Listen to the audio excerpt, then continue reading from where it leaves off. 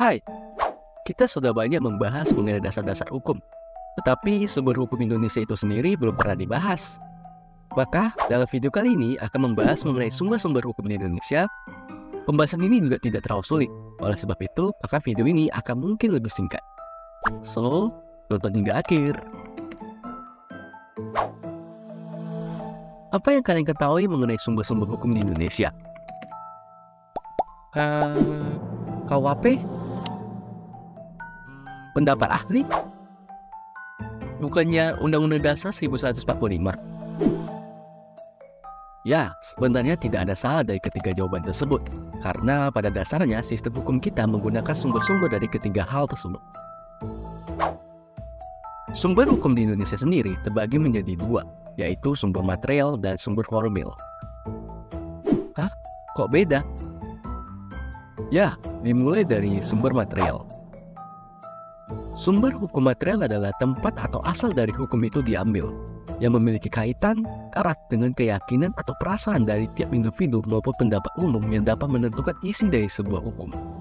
Sederhananya, sumber hukum itu melihat dari segi isi sebuah hukum.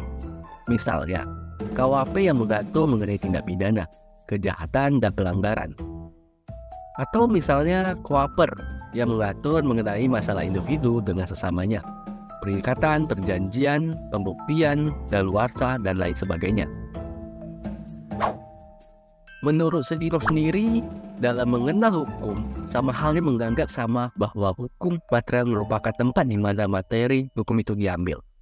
Misalnya situasi sosial ekonomi, tradisi, pandangan keagamaan atau kesusilaan, kemudian perkembangan internasional, keadaan geografis, dan ada juga yang berpendapat bahwa salah satu sumber materi Indonesia adalah juga termasuk Pancasila. Saya rasa sudah cukup mengerti. Selanjutnya ialah sumber formil. Sumber formil itu sendiri disebut sebagai sumber hukum dalam bentuk yang biasa, yang terdiri dari undang-undang, kebiasaan, traktat, jurisprudensi, dan doktrin. Kita akan membahas terlebih dahulu tentang undang-undang. Kenapa undang-undang? Sederhananya karena Indonesia sendiri mengandung sistem hukum civil law. Hah? Civil law? Iya, jika ingin tahu bisa nonton dalam video ini ya. Kembali lagi, dalam sistem civil law mengandung paham kodifikasi. Artinya, adanya pembekuan hukum dalam suatu himpunan undang-undang dalam materi yang sama. Sederhananya, sumber hukum Indonesia yang berbentuk undang-undang pasti juga berbentuk tertulis. Contohnya saja, misalnya ada sengketa mengenai perjanjian, maka hakim akan menggunakan sumber hukum kitab undang-undang hukum perdata. Atau misalnya terjadi pencurian, dan hakim memutuskan hukuman untuk terdakwa dan yang bersumber pada kitab undang-undang hukum pidana. Atau misalnya satu contoh lagi, seseorang yang menyebarkan hoaks di media sosial, kemudian hakim menghakimi orang tersebut yang juga harus bersumber pada undang-undang informasi dan transaksi elektronik atau biasa disebut dengan UU ITE. Jadi, jika kalian menyadari bahwa dari ketiga contoh tersebut merupakan sumber-sumber hukum Indonesia yang berbentuk undang-undang dan tentunya juga tertulis. Selanjutnya, kebiasaan. Kebiasaan adalah tindakan yang diulang-ulang dalam masyarakat tentang hal-hal tertentu. Ketika ada istiadat tertentu diterima oleh masyarakat dan dilakukan berulang-ulang karena dianggap sebagai sesuatu yang seharusnya, maka pertimbangan dari adat-adat itu dianggap sebagai pelanggaran hukum yang hidup dalam masyarakat. Munculnya kebiasaan hukum yang memandang kehidupan sosial masyarakat sebagai hukum, artinya hukum kebiasaan adalah bagian dari hukum adat. Contohnya seperti ini.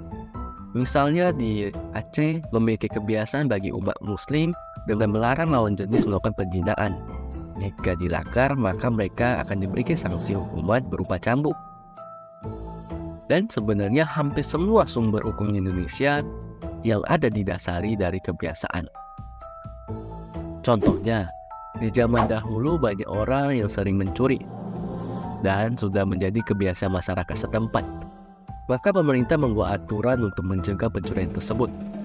Aturan yang dibuat itulah berupa kodifikasi hukum, bisa berupa undang-undang atau hal-hal lainnya.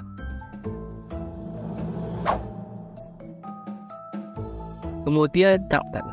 Traktat adalah perjanjian yang dibuat oleh dua negara atau lebih. Jika hanya dua negara yang menyepakati disebut sebagai perjanjian bilateral. Sedangkan jika lebih dari dua negara yang menyepakati disebut dengan perjanjian multilateral. Perjanjian dapat menjadi hukum formal ketika memenuhi persyaratan formal seperti ratifikasi. Ratifikasi itu sendiri adalah pengesahan suatu dokumen negara oleh parlemen, khususnya pengesahan undang-undang, perjanjian antar negara, dan persetujuan hukum internasional. Misalnya, perjanjian pemerintahan Cina dengan pemerintah Indonesia yang berisi perjanjian dewi kewarganegaraan atau perjanjian pembagian hasil antara PT Freeport Indonesia dengan negara Indonesia. Perjanjian itulah yang dimaksud sebagai traktat yang menjadi sumber hukum. Selanjutnya, jurisprudensi. Jurisprudensi sendiri adalah putusan hakim pengadilan yang memuat perangkat aturannya sendiri yang kemudian diakui dan dijadikan dasar putusan hakim lain dalam perkara yang sama. Kemudian, karena putusan pertama yang menarik perhatian masyarakat, lama-kelamaan menjadi sumber asas yang berlaku umum sebagai hukum. Jurisprudensi ini sebenarnya merupakan sumber hukum yang utama bagi sistem hukum common law. Jadi, untuk negara kita yaitu Indonesia, dengan menggunakan sistem civil law, jurisprudensi sendiri tidak menjadi sumber utama, hanya sebagai sumber tambahan yang lebih meyakinkan hakim dalam memutus suatu perkara. Kemudian doktrin atau pendapat ahli. Doktrin ini dikenal sebagai ahli hukum yang mempengaruhi keputusan pengadilan. Dalam hal aspek putusan pengadilan, hakim seringkali menggunakan pendapat para ahli ternama untuk membenarkan putusannya dengan mengutip pendapat dari ahli tersebut. Oleh karena itu, putusan pengadilan terasa lebih berwibawa. Doktrin itu sendiri bisa berbentuk langsung ataupun tidak langsung. Artinya, jika berbentuk langsung, ahli hukum tersebut bersaksi secara langsung di pengadilan dengan memberikan keterangan sesuai ahlinya. Sedangkan tidak langsung, itu berupa pendapat secara tertulis yang sudah pernah diungkapkan atau ditulis oleh seorang ahli. Nah, pendapat tersebut digunakan sebagai sumber tambahan untuk meyakinkan hakim. Ngerti. Yap, mungkin sekian dari video kali ini. Jangan lupa untuk like dan subscribe. Terima kasih.